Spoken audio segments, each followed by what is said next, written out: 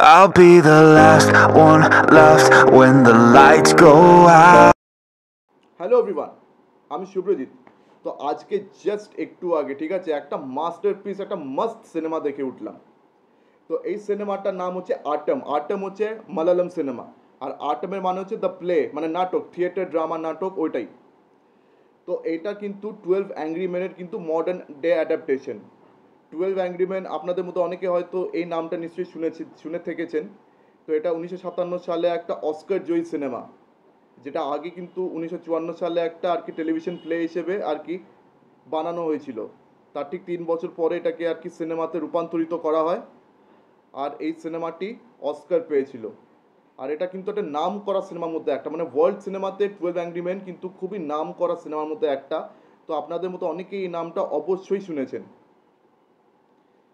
তো এই সিনেমার কিন্তু হিন্দিতেও একটা অ্যাডাপ্টেশন হয়েছিল, এক রুকা হুয়া ফ্যাসলা, 1985-এ। আন্নু কাপুরও ছিলেন ওখানে।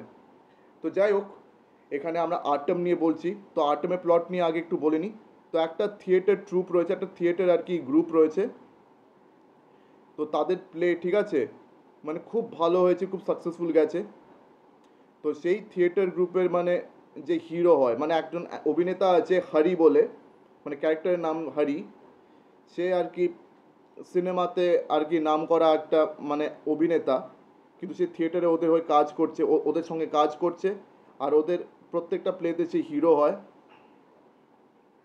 তো তার কানেকশনের দ্বারা আর কি, তার কানেকশনের থ্রু দিয়ে ঠিক আছে, ফরেনার্স যারা আর কি তাদের প্লে দেখতে এসেছিলো, তো তারা তাদের প্লে দেখে এতটাই খুশি হয়েছে যে তারা আর কি হোটেলে, মানে তারা তাদের একটা হোটেলে তারা আর কি তাদের জন্য একটা পার্টি অর্গানাইজ করেছিল।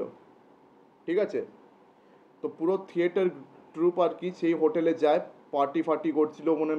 মানে পার্টি বলতে আপনার নিশ্চয়ই, পার্টি বলতে ওই আপনারা নিশ্চয়ই জানেন যে অ্যালকোহল, বুজ, পুল, মানে সুইমিং পুল, এসব ব্যাপার স্যাপার। তো রাত্রে ভালোই হই হুল্লাস হয়েছে। তো তারপরের দিন ঠিক আছে, ওই থিয়েটার ট্রুপের হিরোইন, হিরোইন বলতে সে কিন্তু একটি মাত্র মেয়ে। ঠিক আছে, ওই 12 জনের গ্রুপে ওই একটি মাত্র মেয়ে রয়েছে, বাকি 11টা ছেলে। তো সেই মেয়ে হঠাৎ করে অ্যাকিউজ করছে মানে হরিকে, মানে ওই মেয়েটার এখানে ক্যারেক্টারের নাম অঞ্জলি। তো অঞ্জলি আর কি অ্যাকিউজ করছে যে হরি তাকে আর কি মলেস্ট করেছে, তাকে মলেস্ট করেছে বা তার উপরে শ্লীলতাহানি করেছে।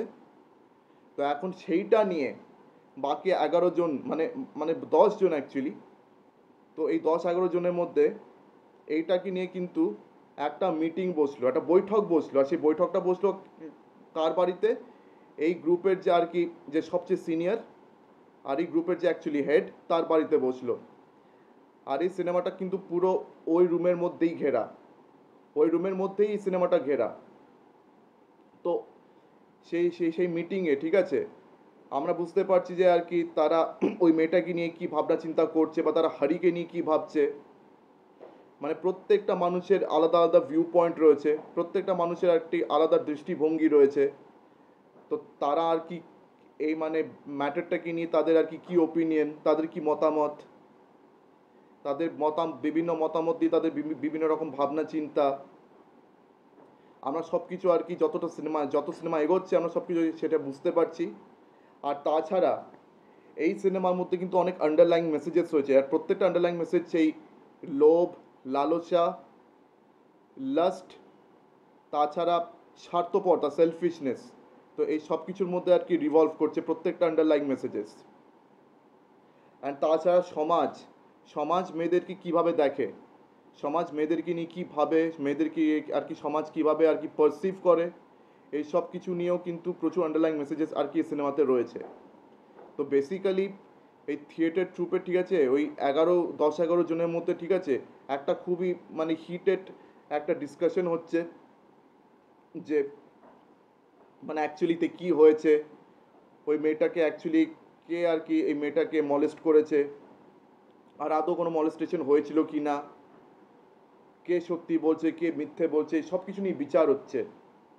যেরকমটা আমরা 12 অ্যাংরি ম্যানও আমরা দেখতে পেয়েছিলাম, যে একটা কেস নিয়ে, একটা মানে হোমিসাইড নিয়ে তারা আর কি মানে তারা আর কি মানে মিউচুয়াল এগ্রিমেন্টে আসার চেষ্টা করছিল, তারা আর কি প্রত্যেকজন প্রত্যেকটা জুরি মেম্বার্স আর কি সেখানে নিজেদের মতামত দিচ্ছিল। তো এখানেও আর কি প্রত্যেকটা থিয়েটার মেম্বার্স, প্রত্যেকটা আর কি থিয়েটার ট্রুপের মেম্বার্স তারা আর কি নিজেদের মতামত দিচ্ছে এই ঘটনাটা নিয়ে। মানে এখানে হোমিসাইড তো হয়নি, এখানে মলেস্টেশন হয়েছে। তো অ্যাডাপ্টেশনটা দারুণভাবে করেছে।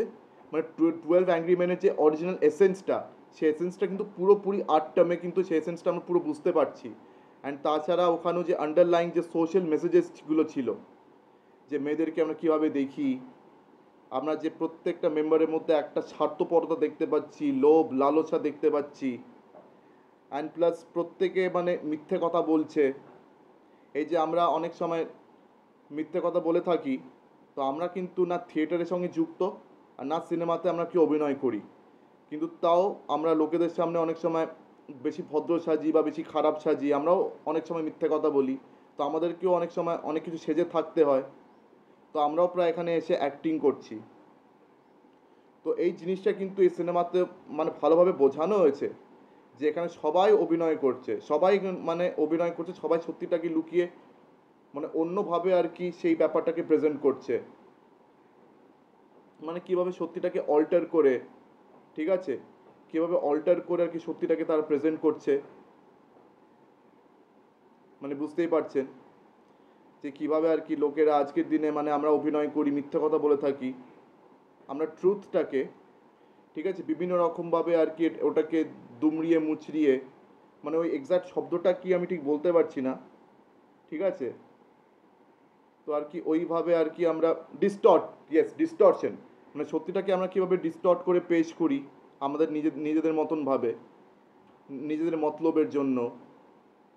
তো এই জিনিসটা কিন্তু এই সিনেমাতেও কিন্তু দেখানো হয়েছে খুব ভালোভাবে, খুব সুন্দরভাবে আর কি জিনিসটাকে ফোটানো হয়েছে।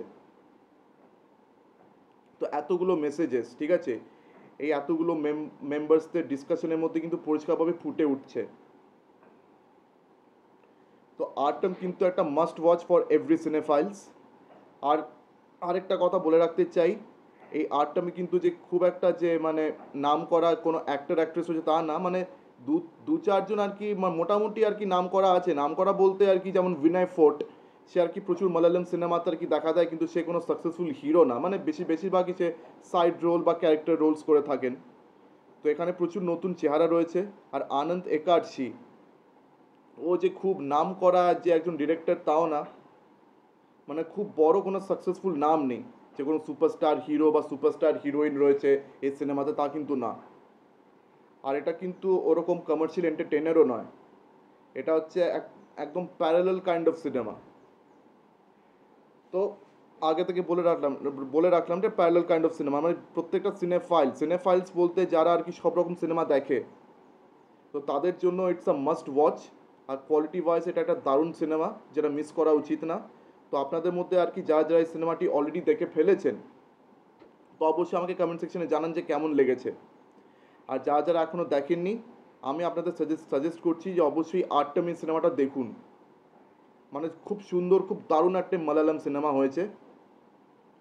তো এটা কিন্তু প্রত্যেকটা সিনেফাইলের জন্য। তো যাই হোক, আমার ভিডিওটা এখানেই শেষ করছি।